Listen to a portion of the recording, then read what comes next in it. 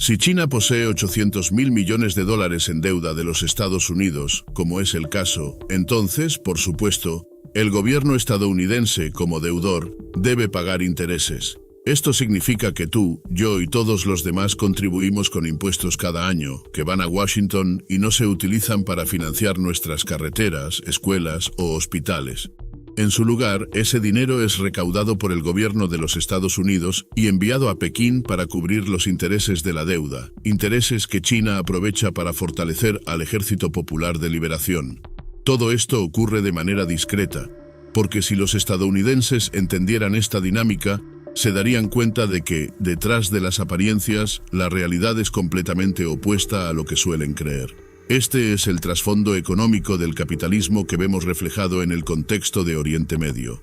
En esta región se están cruzando varios fenómenos importantes, y el primero, en mi opinión, es el fin del colonialismo. Esto es incluso más trascendental que la caída del dominio estadounidense, porque también representa el fin de los imperios británico, francés y alemán, entre otros. Estas potencias controlaban vastos territorios en Oriente Medio. Francia tenía Siria y Líbano. Alemania tenía conexiones con Turquía y Gran Bretaña estaba presente prácticamente en todas partes. Sin embargo, todo cambió tras la Segunda Guerra Mundial, cuando estas potencias fueron desplazadas en gran medida por los Estados Unidos, que asumieron un rol dominante, aunque los demás siguieron teniendo cierta influencia. Lo que está sucediendo en esa parte del mundo es, en esencia, una revolución que comenzó en la primera mitad del siglo XX y cobró impulso en la segunda mitad. Es un rechazo al sometimiento colonial. Aunque no ha sido un proceso fácil ni lineal, los pueblos de la región entendieron que debían luchar para salir de ese sistema. En la primera mitad del siglo pasado dieron el primer gran paso, obtener la independencia política. Sin embargo, en el siglo XXI enfrentan un desafío aún mayor, lograr la independencia económica, algo que todavía no han alcanzado por completo. Este rezago económico ha generado frustración. Muchos no comprendieron que la independencia política no garantiza, por sí sola, una verdadera soberanía. Es posible ser tan dependiente económicamente después de la independencia como lo eran antes. Incluso los sistemas parlamentarios pueden convertirse en una ilusión cuando las grandes corporaciones logran manipularlos. Si estos movimientos hubieran sido más radicales en sus propuestas, quizás habrían entendido que las estructuras económicas son capaces de mantener el control, comprando sistemas políticos cuando lo desean. El ejemplo más claro de esto lo vemos en nuestro propio país. Hay una desconexión enorme entre lo que quiere la mayoría de la gente y lo que hacen los gobiernos. Por ejemplo, la mayoría de las personas no apoyan el continuo financiamiento de la guerra en Ucrania ni quieren seguir enviando recursos a Israel. Asimismo, un porcentaje significativo de la población está a favor de reducir la desigualdad económica, cerrar la brecha entre ricos y pobres y aumentar el salario mínimo. Sin embargo, nada de esto se materializa y la frustración crece. Los ciudadanos critican a los republicanos porque no cumplen sus promesas, luego votan por los demócratas, pero también se sienten decepcionados porque no obtienen resultados. Lo que mencionas es completamente cierto. Prometieron una cosa y no la cumplieron. La realidad es que la independencia política no tiene sustancia si no viene acompañada de independencia económica. Dicho de otra manera, una democracia política no tiene valor real si no existe una democracia económica. Y eso es algo que claramente no tenemos. En prácticamente todos los negocios de este país, desde fábricas hasta oficinas y tiendas, el poder está concentrado en un pequeño grupo de personas. Las corporaciones, por ejemplo, están dirigidas por un consejo de administración, generalmente compuesto por unas 15 personas. Son ellos quienes deciden qué producir, cómo hacerlo, qué tecnología utilizar, dónde operar y cómo manejar los ingresos.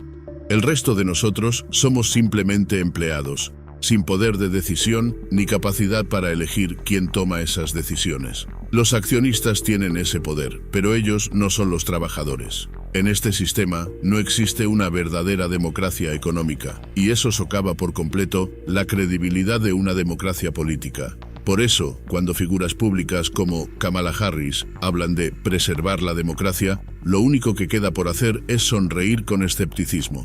Lo que están defendiendo es una ilusión, algo que realmente no existe. El problema principal en Oriente Medio es similar. Carecen de independencia económica. La única excepción parcial a esta regla es Israel, y eso se debe a su peculiar relación con los judíos y con los Estados Unidos. Este último les otorga una enorme cantidad de recursos, no por razones económicas, sino como una muestra de solidaridad, casi como si fueran su protegido. Esto les abre muchas oportunidades de negocios y financiamiento que no están disponibles para otros países de la región. Sin embargo, esto podría empezar a cambiar con el papel que están asumiendo los BRICS. Este bloque podría convertirse en una fuente de apoyo económico y político para ciertos países del Medio Oriente, como ya está ocurriendo con Irán. Para Israel, esto representa un desafío significativo, ya que Irán, al ser miembro de los BRICS, ha logrado estrechar lazos con Rusia y China, construyendo relaciones estratégicas que antes no existían. Si eventualmente surge un conflicto armado entre Israel e Irán, es probable que el apoyo de Rusia y China a Irán sorprenda a muchos, tal como ocurrió con el respaldo de estos países a Rusia en la guerra de Ucrania. Mientras tanto, Oriente Medio enfrenta una situación crítica. A pesar de su independencia política, no tienen independencia económica. Esto los deja en dos posiciones igualmente complicadas: o son extremadamente pobres, con acceso limitado a recursos, o dependen exclusivamente del petróleo, lo que los hace vulnerables a un sistema global de petróleo que no pueden controlar. Entre todos, solo Arabia Saudita tiene cierta capacidad de influencia en ese sistema, pero no está dispuesta a compartir su posición dominante. La reciente reconciliación entre Arabia Saudita e Irán, facilitada por China, marca un cambio significativo. Esto no solo unifica a dos de los principales productores de petróleo, sino que también representa una unión entre sunitas y chiitas dentro del Islam, algo de enorme relevancia. Este movimiento no solo reconfigura las dinámicas regionales, sino que también envía un mensaje contundente a Occidente sobre el poder de la mediación china. Para ser justos, gran parte de lo que Irán ha hecho ha sido una consecuencia directa de las políticas estadounidenses. Creo que los iraníes habrían estado dispuestos a llegar a acuerdos con Estados Unidos, pero los estadounidenses perdieron esa oportunidad. Cuando Trump canceló el acuerdo con Irán al inicio de su mandato, fue un error de cálculo monumental, y esa decisión ha seguido teniendo repercusiones. Recientemente, leí un artículo muy interesante que recordaba la postura de Zbigniew Brzezinski, el influyente asesor de varios presidentes estadounidenses. Antes de morir, Brzezinski subrayaba la importancia de que Estados Unidos buscara un entendimiento con Irán. Sin embargo, sus principales adversarios, los neoconservadores, estaban decididos a destruir a Irán. Brzezinski falleció sin lograr su objetivo, y los neoconservadores han dominado la narrativa desde entonces, lo que ha empujado a Irán a buscar alianzas más sólidas con Rusia y China, configurando un bloque cada vez más peligroso para Estados Unidos. Ahora, con la oferta de un lugar para Irán en los BRICS, la situación cambia drásticamente. Israel, por otro lado, parece incapaz o no dispuesto a buscar su lugar en este grupo, lo que lo deja en el borde o incluso fuera de este nuevo escenario geopolítico. Antes, Israel contaba con un único protector, Estados Unidos. Ningún otro país en la región tenía un apoyo comparable. Incluso si hubieran tenido el respaldo de Rusia, este habría sido limitado considerando que el PIB de Rusia es apenas una fracción del de Estados Unidos. Pero ahora, con la economía de China en constante crecimiento y su estrecha relación con Rusia e Irán, un nuevo patrón se está formando en la región. Este nuevo patrón, compuesto por Rusia, China e Irán, está empezando a ser un punto de apoyo para países más pequeños como Líbano, Siria e Irak. Estos países observan cómo Egipto, Irán y Arabia Saudita se alinean cada vez más con Rusia y reconocen que su futuro también podría estar en esa dirección. Esto plantea una situación completamente nueva, donde los viejos imperios coloniales ya han sido derrotados. Pero el nuevo desafío no es otro que el capitalismo global, representado en gran medida por Estados Unidos. Para muchos en el mundo musulmán, Israel es visto como una extensión de Estados Unidos. Cada vez que el presidente Biden declara que Estados Unidos estará siempre al lado de Israel, refuerza esa percepción. Esto no solo afecta la opinión en Oriente Medio, sino también en el mundo musulmán en general, desde India y Pakistán hasta África y América Latina, donde el Islam sigue creciendo de manera significativa. Aquí es donde la ironía se hace evidente. Después de la Segunda Guerra Mundial, Estados Unidos adoptó políticas de contención para aislar a la Unión Soviética y a Europa del Este. Ahora, esa dinámica se ha revertido. Estados Unidos se encuentra cada vez más aislado, como alguien que, en un esfuerzo por controlar su entorno, termina pintándose a sí mismo en una esquina, sin salida. No estamos aislando a otros, nos estamos aislando a nosotros mismos. Como mencionó un periodista brillante cuyo comentario se ha vuelto muy popular, estamos jugando un juego que no podemos ganar porque no hemos entendido cómo el tablero está cambiando. Existe un dicho que siempre se confirma: la primera víctima en cualquier guerra es la verdad. Las guerras, por su naturaleza, motivan a muchas personas, no solo en Estados Unidos, sino en todo el mundo, a crear historias ficticias y propagandas monstruosas. Y esto no ocurre por casualidad. Hay muchas razones detrás de esto. Ningún líder de guerra quiere ser recordado como el perdedor, porque eso generalmente significa el fin de su carrera. Por eso, todos necesitan proclamarse vencedores, ocultando las derrotas y resaltando logros exagerados, lo cual suele suceder en ambos bandos. Por esta razón, debemos ser profundamente escépticos frente a cualquier evaluación oficial sobre el progreso de una guerra, salvo que una de las partes esté ganando de manera tan abrumadora que ni siquiera necesite convencer a la opinión pública. Sin embargo, incluso en esos casos, la propaganda sigue siendo utilizada, aunque quizás menos necesaria. En el conflicto entre Rusia y Ucrania, vemos un poco de propaganda en ambos lados, aunque parece ser más intensa del lado ucraniano que del ruso.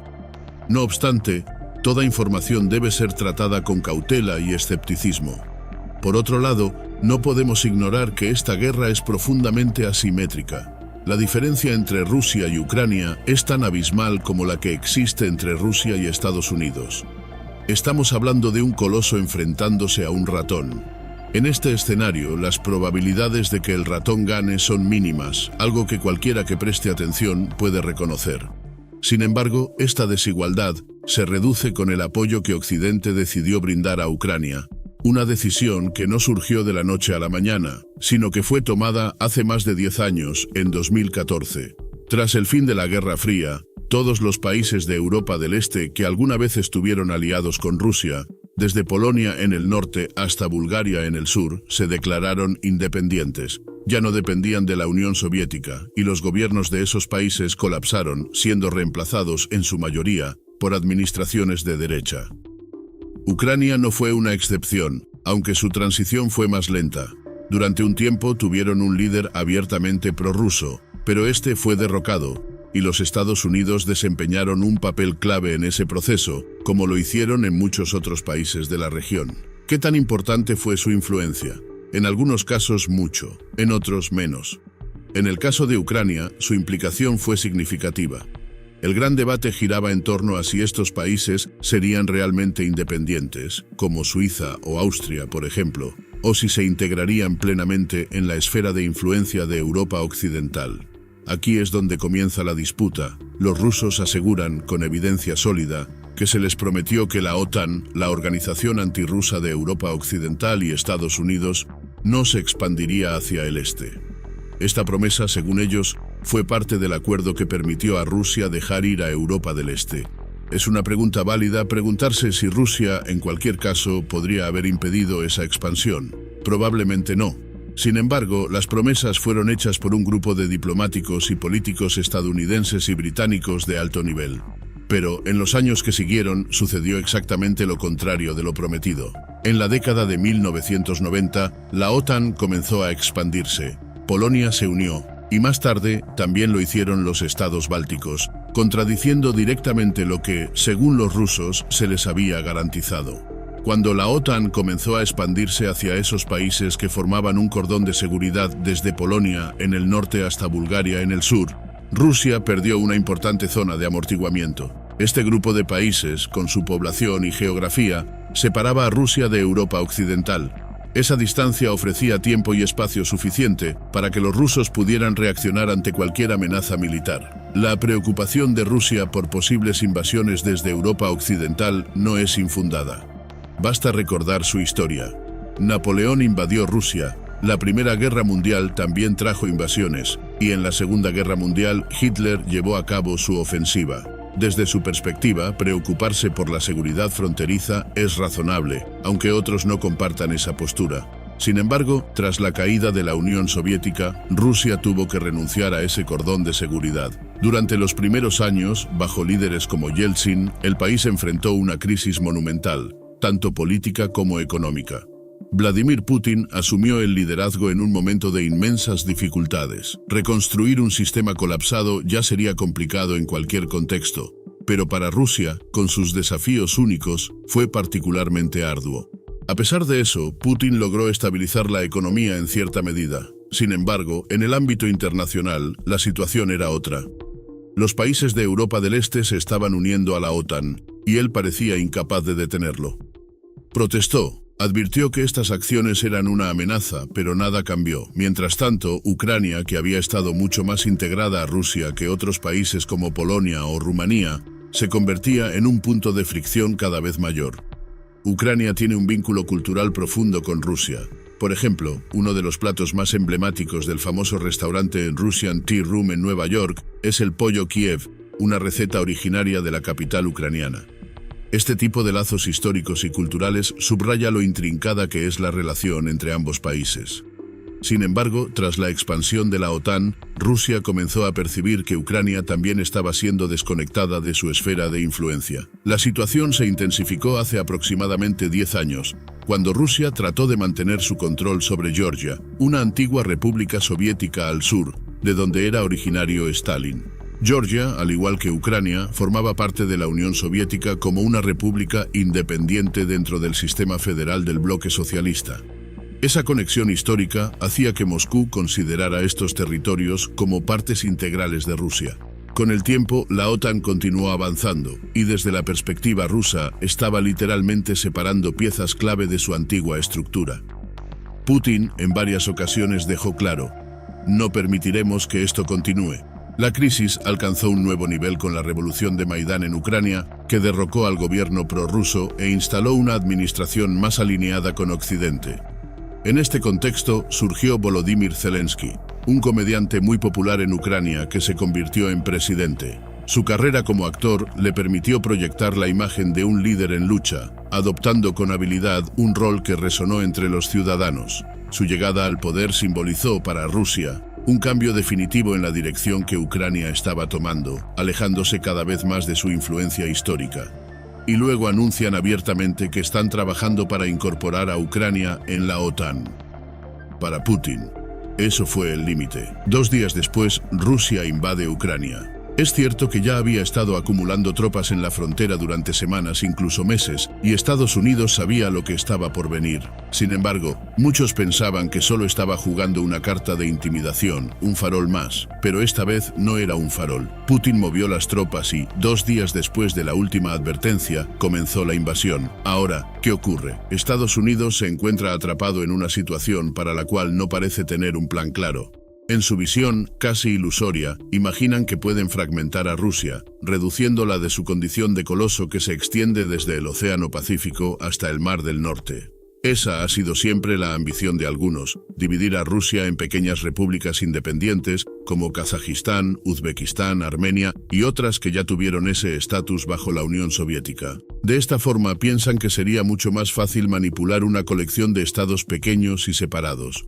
Por otro lado, algunos sectores más moderados en Occidente argumentan que solo buscan dar un golpe en la mesa y castigar a Rusia simbólicamente, sin pretender un colapso total. Pero la realidad es que todas estas estrategias han estado plagadas de errores. Subestimaron completamente a los BRICS y la influencia que este bloque puede tener en el equilibrio global. Además, no lograron entender su propia posición dentro de la economía mundial. Están operando bajo un esquema que ya no se alinea con las dinámicas globales actuales. Y lo más preocupante, aún no lo comprenden.